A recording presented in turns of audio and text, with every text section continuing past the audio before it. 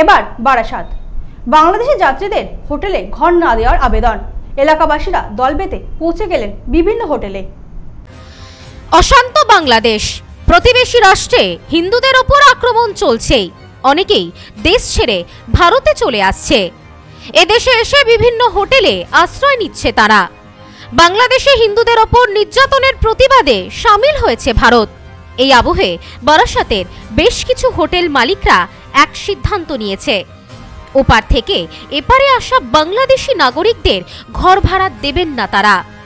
এমত অবস্থায় শুক্রবার সকালে বারাসাতের বিভিন্ন গেস্ট হাউসগুলিতে বাংলাদেশিদের থাকতে না দেওয়ার আবেদন জানালেন বারাসাতের সাধারণ মানুষ।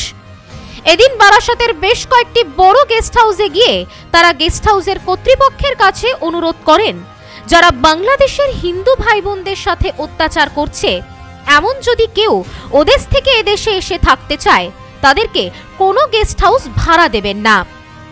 এদিন বারাসাতের এক গেস্ট হাউসের ম্যানেজার জানান, আগে দেশ, দেশের সম্মান, পরে ব্যবসা, তাতে যত ক্ষতি হয় হোক, তারা তাদের সাথে সহমত পোষণ করে। আমাদের হোটেলে আমাদের বললো যে আমরা বিগত বাংলাদেশের হিন্দুদের ওপর বা যে আর কি রকম সাম্প্রদায়িক যে আর কি জিনিসগুলো হচ্ছে, অত্যাচারগুলো, সেইগুলোর কথা মাথায় রেখে অন্য হোটেল কি করছে আমরা জানি না।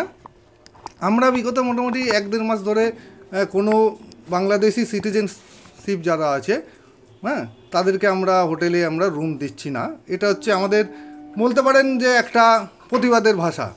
হ্যাঁ, এই সমস্ত এলাকায় ম্যাক্সিমাম আর কি চিকিৎসাজনিত ব্যাপারে লোকজন আসতো, 1 দিন 2 দিন 3 দিন থাকতো, কিন্তু বর্তমানে মাস দেড়েক হলো আমরা সেটা এখন পরিষেবাটা তাদেরকে দিচ্ছি না।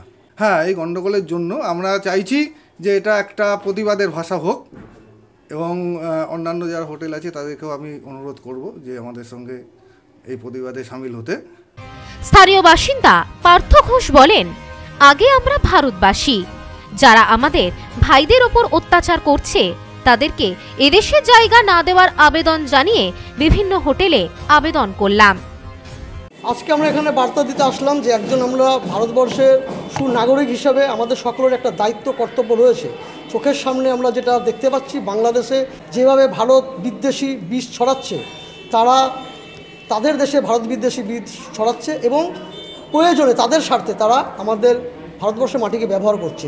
এখানে আমরা এসেছি তাদেরকে অনুরোধ করতে যে ভারতবর্ষের কোনো জায়গায় তাদের স্থান নেই।